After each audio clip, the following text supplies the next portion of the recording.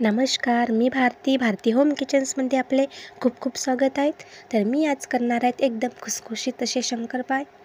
तर चला बघूयात आपण साहित्य. एकदम टेस्टी खुसखुशीत. आता साहित्य बघून घेऊयात. इथे मी 200 ग्रॅम मैदा घेतलेला आहे,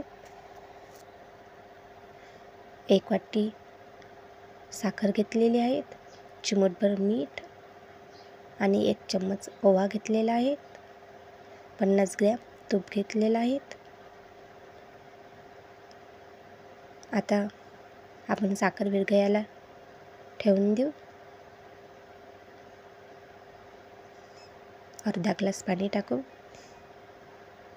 छान मिक्स करून घ्यायची व्यवस्थित.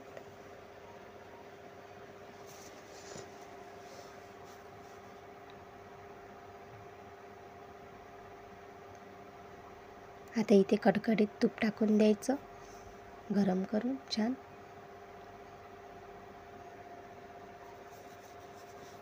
मिक्स करून घ्यायचं छान कोरडं साहित्य हाताने. एकदम छान मिक्स झाला पाहिजे आपलं हे, नाही तर मग तुपाचे घडे बनतात. जिरं ओवा आणि मीठ टाकून द्यायचं आणि पूर्ण साहित्य एकजीव करून घ्यायचं. कोरडंच छान व्यवस्थित मिक्स करायचं.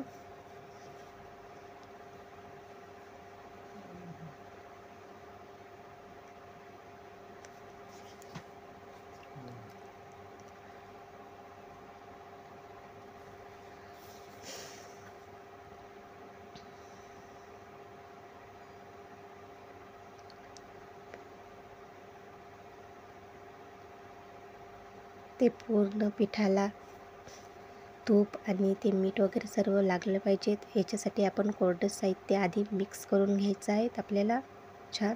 आता थोडं थोडं पाणी टाकून डो करून घ्यायचा.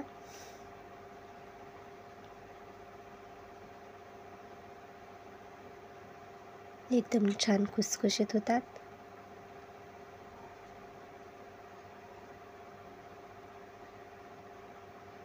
आता छान व्यवस्थित मळून घ्यायचं. छान आता व्यवस्थित मळून घ्यायचं, डो करून घ्यायचा.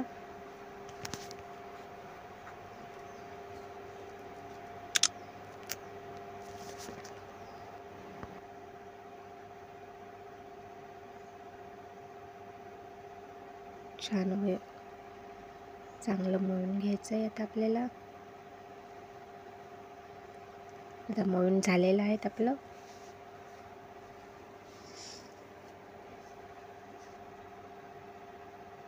याला 20 मिनिटे असंच ठेवून द्यायचं. आता 20 मिनिटे झालेले आहेत. एक एक गोळे घ्यायचे आणि छान लाटून घ्यायचं. उंडायचं छान हे करून घ्यायचं गोळ्या.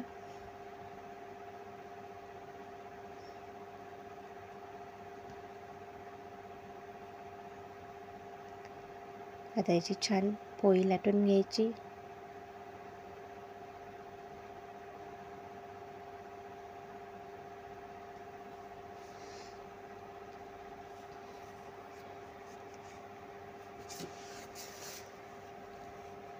मस्त पातळ पोळी लाटून घ्यायची. जास्त पातळ नाही आणि जाड पण नाही, साधारण.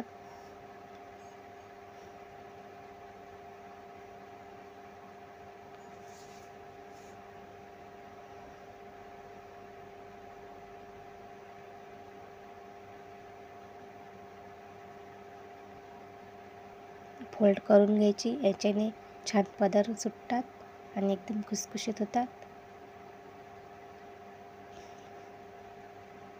आणि आणखीन अशीच पोळी लाटून घ्यायची.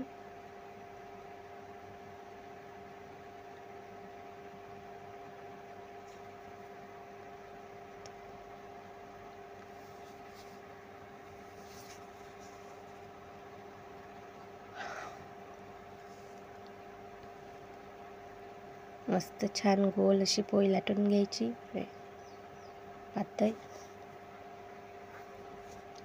अशा प्रकारे केले ते छान पदर सुटतात आणि एकदम खुसखुशीत होतात.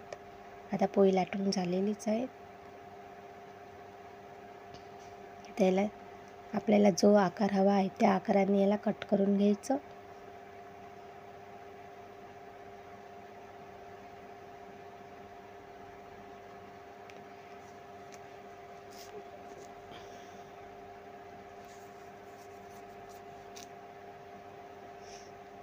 मी छोटे छोटेच करत आहे. तुम्हाला जर मोठे आवडत असेल मोठ्या आकाराचे तर तुम्ही मोठ्या आकारात सुद्धा कट करू शकता.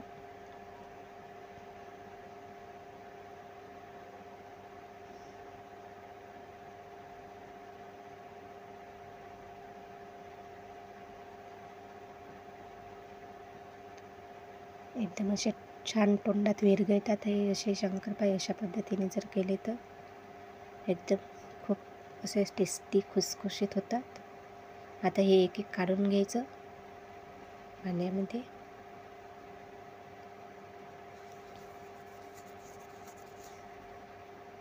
आता काढून झालेले आहेत. आता करूया तळण्याची तयारी. बघा किती छान झालेले आहेत आपले काप करून. आता तेल गरम झालं आहे का तर बघूयात. झालेलं आहे.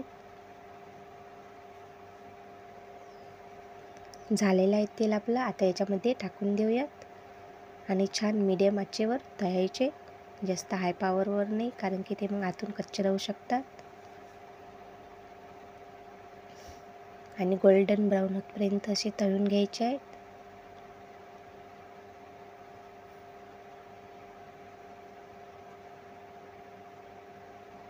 मध्ये मध्ये परतत राहायचं.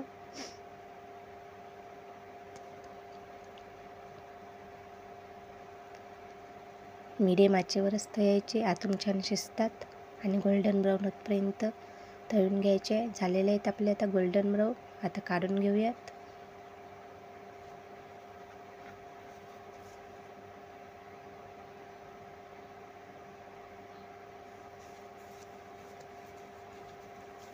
आणखीन मी एक हेर तळून घेत आहे.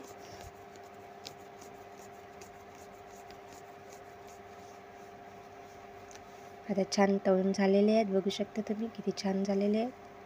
एकदम खुसखुशीत होतात हे. मुलांना खूप आवडतात. तुम्हाला ही रेसिपी आवडली असेल तर लाईक करा, शेअर करा आणि